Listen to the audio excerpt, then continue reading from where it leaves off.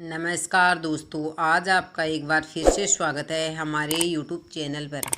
ऐसी ही और जानकारी प्राप्त करने के लिए हमारे चैनल को सब्सक्राइब करते रहिएगा। आइए जानते हैं कि हरतालिका तीज व्रत की कथा। आप सभी को हरतालिका तीज की हार्दिक शुभकामनाएं। आज भगवान शिव और माता पार्वती के अमर प्रेम का प्रतीक हरतालिका तीज व्रत है। माता पार्वती ने भगवान शिव जी को पति के रूप में प्राप्त करने के लिए हरतालिका तीज का व्रत किया था। यह व्रत अखंड सौभाग्य को प्राप्ति देने वाला माना गया है। महिलाएं आज के दिन अपने पति की लंबी आयु के लिए निर्जला व्रत रखती है और कुंवारी कन्याएं भी मनपसंद वर की प्राप्ति के लिए यह व्रत रखती है। तो आज मैं आपको सुनाने जा रही हूँ हरतालिका तीज व्रत की बड़ी ही दुर्लभ कथा। इस कथा को पूरा सुनने से हमारी समस्त मनोकामनाएं पूर्ण हो जाती है। अतः आपसे निवेदन है कि इस कथा को पूरा सुनें, बीच में न छोड़ें। ऐसे शिव जी को मैं बार बार प्रणाम करती हूँ। कैलाश पर्वत के रमणीय शिखर पर विराजमान शिव जी से पार्वती जी ने पूछा, हे महेश्वर, आज आप मुझे कोई गुप्त से गुप्त रहस्य की बात बताने की कृपा करें। वह ऐसी ही बात हो जो सभी धर्मों का सार, अल्प परिश्रम से ही करने योग्य तथा अत्यंत फलदायिनी कथा का जिसमें समावेश हो। यदि आप मुझ पर प्रसन्न हैं तो उसे बताने की कृपा करें। हे प्रभु, मैंने पूर्व जन्म में ऐसा कौन सा तप, दान या व्रत किया था जिसके फलस्वरूप आप जैसे त्रिलोकीय अधीश्वर, अनादि और अनंत रूप वाले पति मुझे प्राप्त हुए। तब शिव जी ने कहा, हे देवी, मैं तुम्हें सर्वोत्तम व्रत का कथन करता हूँ क्योंकि तुम मेरी प्रियासी हो। अतः मैं तुम्हें इस गुप्त व्रत को बताना चाहता हूँ। इस प्रकार ताराओं में चंद्र, ग्रहों में सूर्य, चारों वर्णों ब्रह्मा, क्षत्रिय, वैश्य और शूद्र में ब्राह्मण, देवों में विष्णु, नदियों में गंगा, पुराणों में महाभारत, वेदों में सामवेद और इंद्रियों में मन श्रेष्ठ है। उसी प्रकार पुराणों एवं वेदों का सर्वस्व उसी प्राचीन व्रत में है।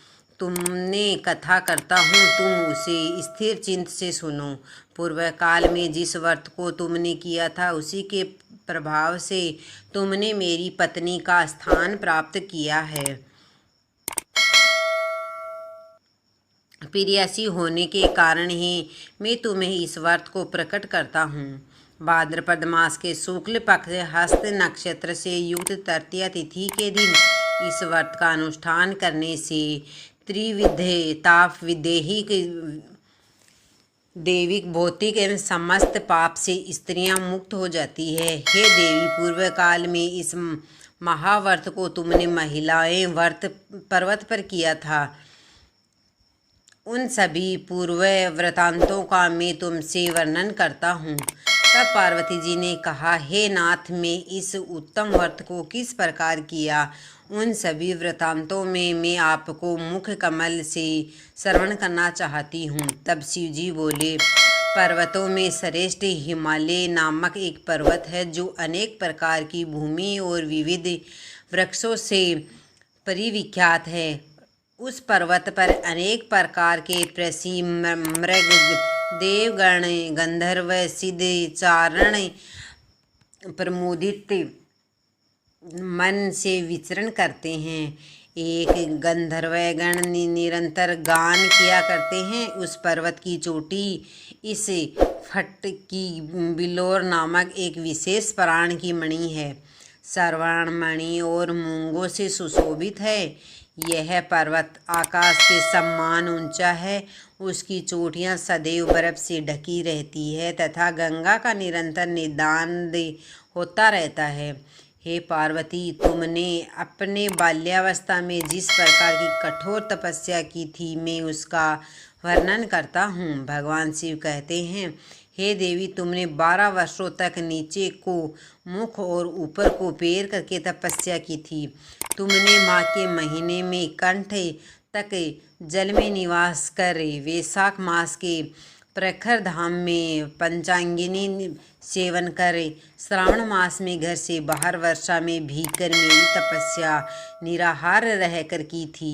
तुमने इस उग्र तप को देखकर तुम्हारे पिता हिमवान बहुत ही दुखित एवं चिंतित हुए। वे तुम्हारी विवाह के विषय में चिंतातुर हो गई कि ऐसी तपस्विनी कन्या के लिए वर कहाँ से उपलब्ध हो सकेगा। ऐसी ही समय में ब्राह्मण पुत्र नारद जी आकाश मार्ग से तुम्हारे पिता के पास आए। तुम्हारे पिता ने उन मणि श्रेष्ठ की अर्धपाद आसन आदि देकर पूजा की। हिमावान ने कहा, हे मुनिवर, आप अपने आने का कारण बताइए, क्योंकि परम सौभाग्य से ही आप जैसे महाअनुभवों का आगमन होता है। उत्तर में नारद मुनि ने कहा, हे पर्वतराज, आप मेरे आने का कारण जानना चाहते हैं तो सुनिए।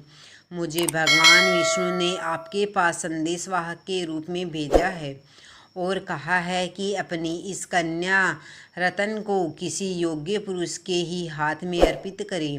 संपूर्ण देवों में वासुदेव से बढ़कर अन्य कोई देव नहीं है, इसलिए मेरी भी यही राय है कि आप अपनी कन्या भगवान विष्णु को सौंपकर जगत में यशस्वी बने। नारद जी की बात सुनकर हिमालय के ने कहा, यदि आप भगवान विष्णु ने इस कन्या को ग्रहण करने की स्वयं इच्छा की है तो मुझे अपनी आपत्ति नहीं है, क्योंकि आपकी संपत्ति है, इसलिए आप आज से ही संबंध को निश्चित ही समझिए। हिमावान द्वारा इस प्रकार का निश्चयात्मक उत्तर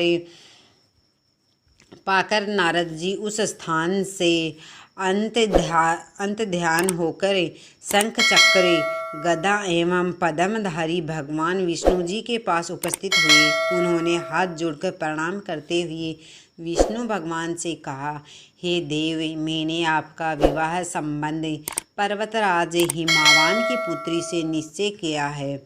उधर हिमावान ने प्रसन्न होकर तुमसे कहा कि हे पुत्री, मैंने तुम्हारा विवाह भगवान विष्णु के साथ निश्चित कर दिया है।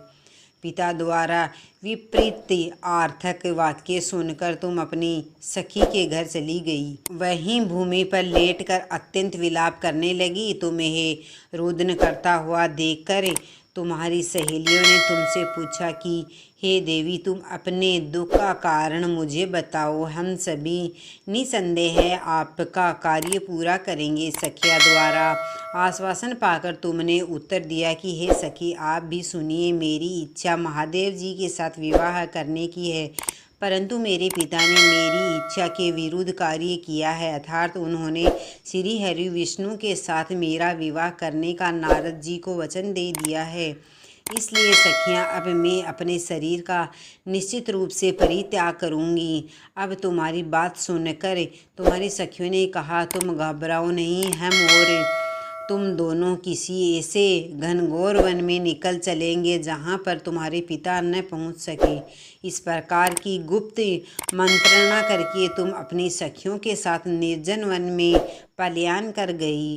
कुछ समय पश्चात तुम्हारे पिता के पास पड़ोस के प्रत्येक घरों में तुम्हारी खोज की, किंतु तुम्हारा कहीं पता नहीं लगा। तुम्हारे पिता ने तुम्हें ना पाकर मन में संदेह किया कि कहीं किसी देव दानव किन्नर आदि ने मेरी पुत्री का अपहरण तो नहीं कर लिया है। वे इस सोच में भी डूब गए कि मैं नारद जी को क्या जवाब दूंगा, क्योंकि मैंने उनसे विष्णु के लिए पुत्री के विवाह का वचन दिया था। अब मैं उपवास का पात्र बनूंगा। ऐसे सोचते हुए घबराकर मूर्छित हो गए। जब वे मूर्छित अवस्था से बाहर हुए तो सभी लोग उनके समीप एकत्रित होकर उनसे पूछने लगे कि हे पर्वतराज, आप अपनी मूर्छित अवस्था का कारण मुझे बताइए। कुछ स्वस्थ होने के बाद हिमालय ने उन लोगों से कहा कि मेरी कन्या का किसी ने अपहरण कर लिया है, अथवा हो सकता है कि किसी विषधर सर्प ने डस लिया हो, अथवा हो सकता है कि किसी सिंह, व्याघ्र आदि किसी हिंसक पशुओं ने भक्षण कर लिया हो।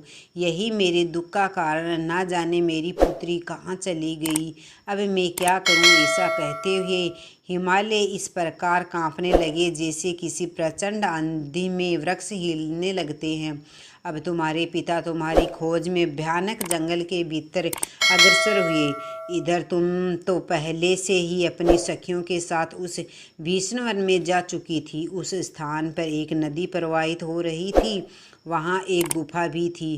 तुमने उसी गुफा में जाकर आश्रय लिया और निराहार रहकर मेरी बालू की मूर्ति बनाई जो शिव पार्वती सहित थी, और इस मूर्ति की तुमने स्थापना की। जब भाद्रपद मास के शुक्ल पक्ष की तृतीया हस्त नक्षत्र से युक्त आई, तब तुमने उस दिन रात्रि में जागरण करे गीत वाद आदि के साथ मेरा भक्ति पूर्वक पूजन किया है।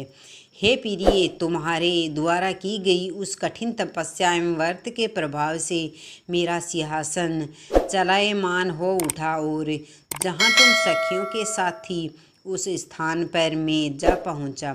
मैंने तुमसे कहा कि हे वरानने, मैं तुमसे अत्यंत प्रसन्न हूँ, तुम मुझसे अपना इच्छित वर प्राप्त कर लो।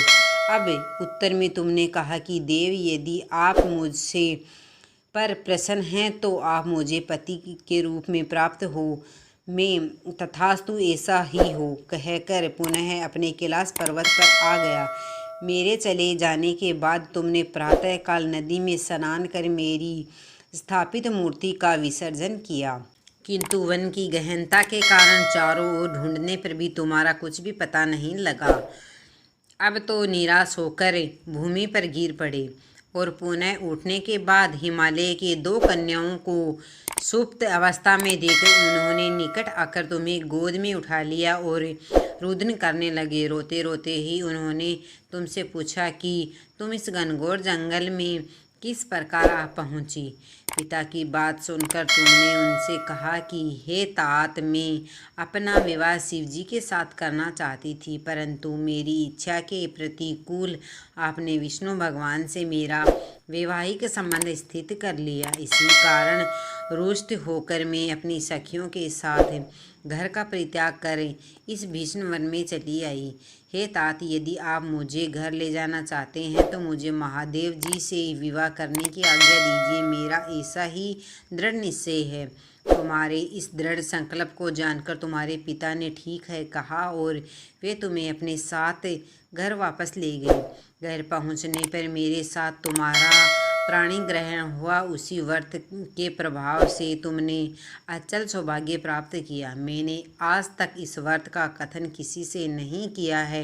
हे देवी, तुम अपनी सखियों के द्वारा अपना हरण की गई, इसलिए इस व्रत का नाम हरतालिका पड़ा है।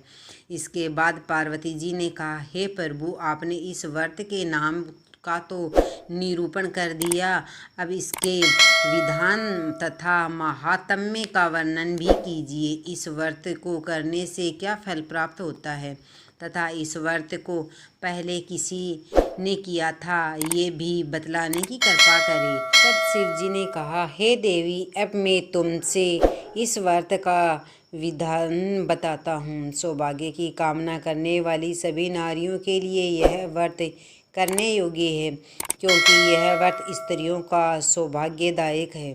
सर्वप्रथम केले के खम्भों से एक मंडप का निर्माण करें। तदंतर उस मंडप को विविध वर्णों के शास्त्र से आच्छादित कर उसमें सुगंधित चंदन का लेप करें।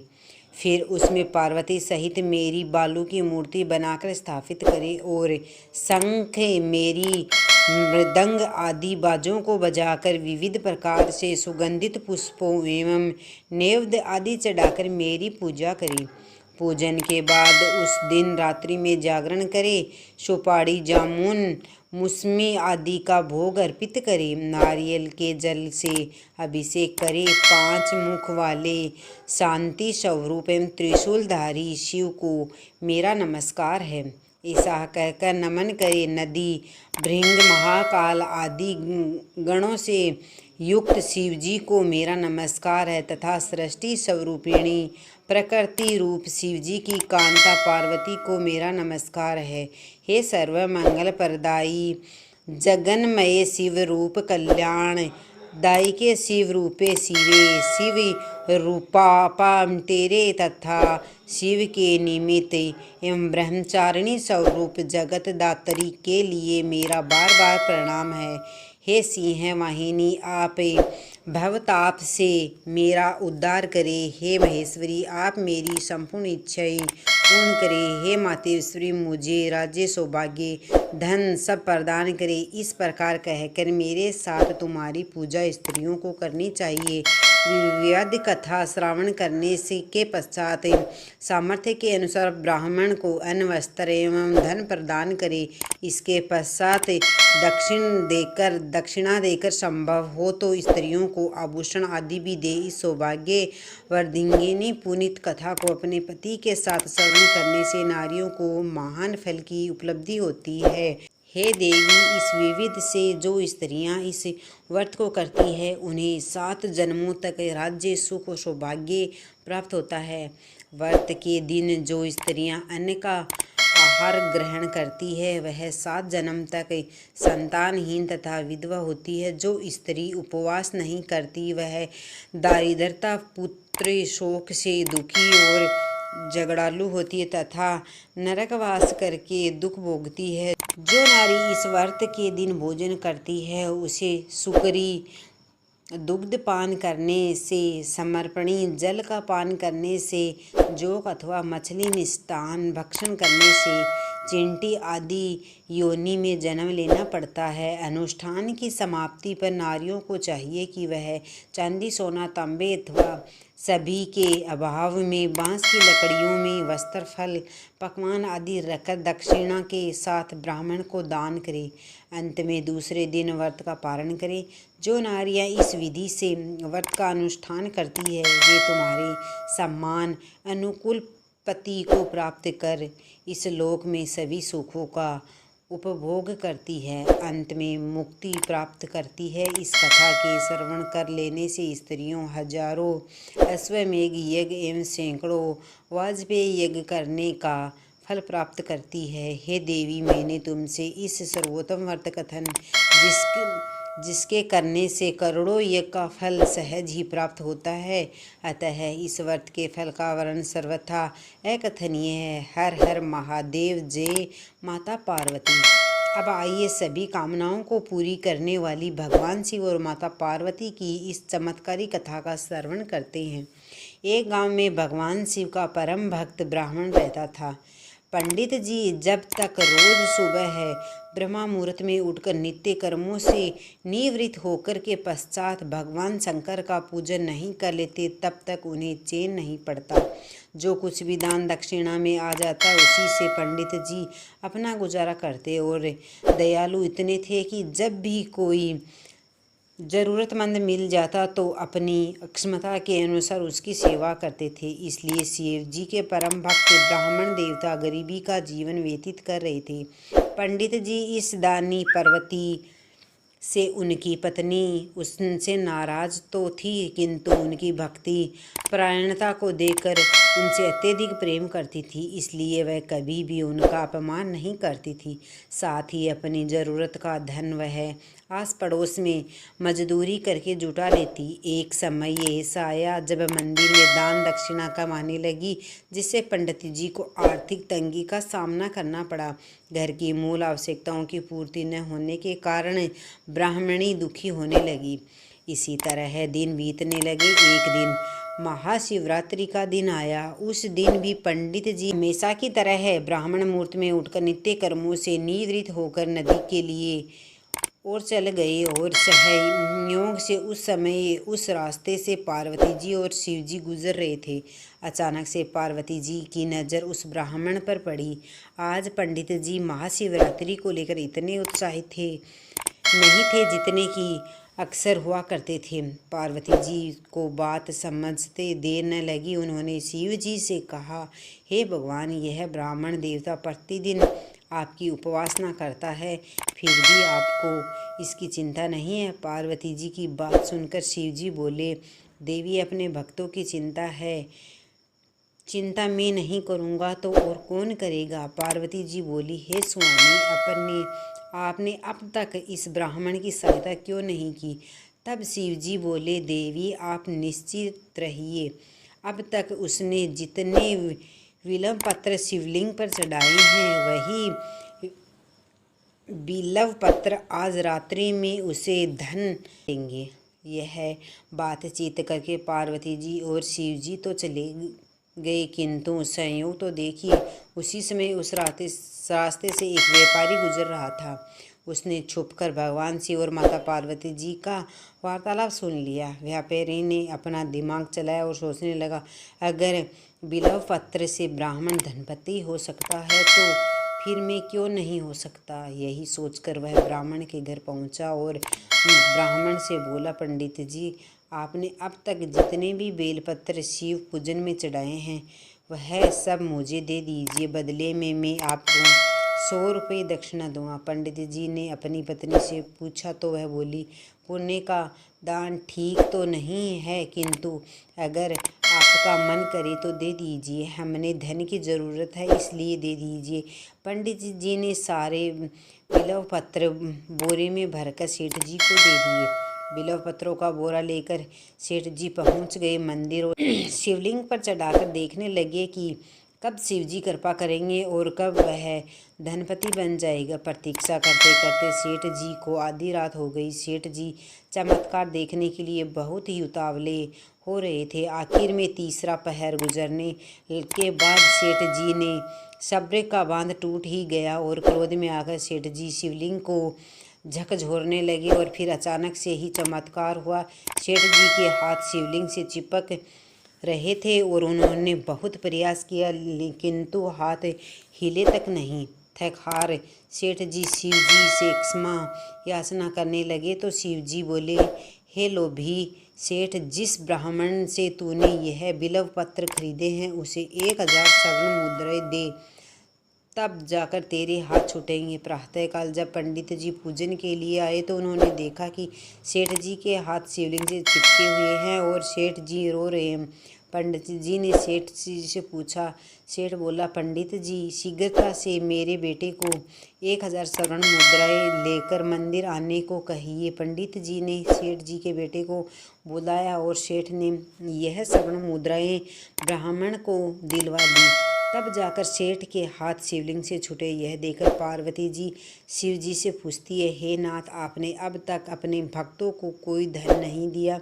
शिव जी बोले, देवी, मेरे पास कहाँ धन है जो मैं दूंगा, किंतु मेरा भक्त अब गरीब नहीं है, यह तुम स्वयं देख लो। जैसी कृपा भगवान शिव और माता पार्वती ने उस ब्राह्मण पर की है, ऐसी ही कृपा भगवान हम सब पर करे। बोलिए शंकर पार्वती जी की जय। दोस्तों, वीडियो कैसा लगा? अच्छा लगा तो लाइक शेयर सब्सक्राइब ज़रूर कीजिए। धन्यवाद।